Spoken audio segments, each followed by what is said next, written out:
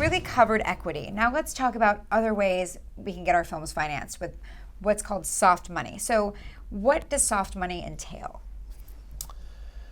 Well, there's, you're, I don't know if you'd call the lending soft money, because it's quite, the terms are quite hard. And, right. It's not right, it's hard. It's hard as money. And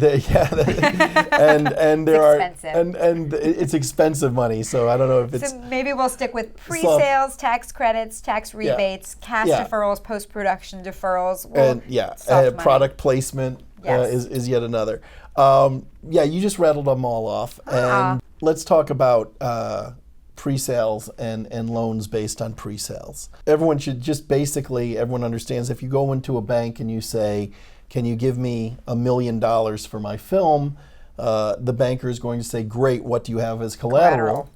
And you will say, well, I have my film. And they will say, where's the film? And you'll say, well, I need your $1 million to make the film. Chicken or the egg. It becomes an Abbott and Costello routine. Right.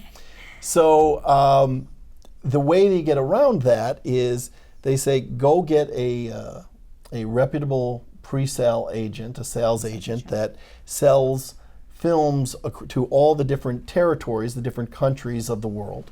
There are some good ones, there's some bad ones, there's some reputable ones that the banks recognize that their word is their bond, and that when they bring in pre-sales contracts, these are IOUs from Italy and France and Germany and Japan that say, if you make this movie based on this script with these actors, with your attachment, with your package that you come with your package, you will, we will give you this much money. Right.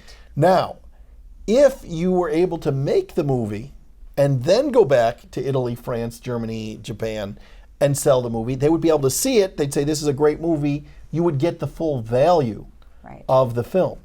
Because they're taking the risk that you could create something that's bad but still technically compliant with the contract, because of that risk, the benefit to them of entering a pre-sale is they're going to get the film at a discount, less than what they would pay if it was great and a blockbuster and after it.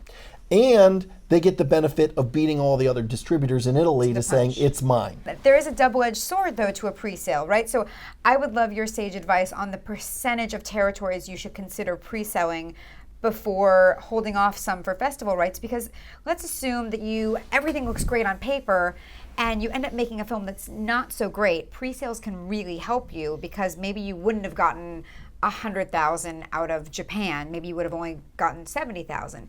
But if the film ends up being better than anyone expected, maybe you undervalued it. Is that accurate? Don't worry about undervaluing it. When you get to the stage, if you've got 5-6 films under your belt, and you're a name and you're a marquee name, and you pretty much know that you're destined to have a home run, or you just had a home run before.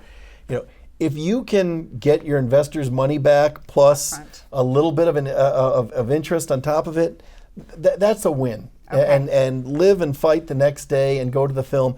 And after that first film where you wince and say, "Oh, I wish we didn't do so many pre-sales," that's probably the first time that you have to start thinking about, well, maybe we should hold back on the sales. Otherwise, I guess it all depends on whether you go to Vegas and you're at the craps table and betting it all or not. But I would be more the conservative approach and say, sell it off, lay it all off, get the loans paid off, be able to pay off your equity people, and call it a day, and that's a big success, and you're an amazing producer in Hollywood.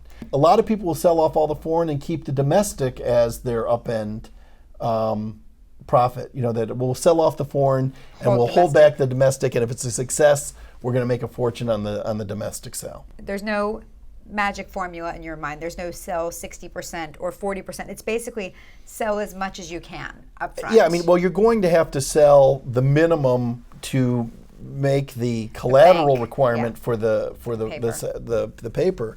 But personally, if it was me, I'd keep selling and get and know that at the time you deliver, the money's going to be coming shortly thereafter, and that's a big win. Perfect. So that's really clear on pre-sales on the soft money front.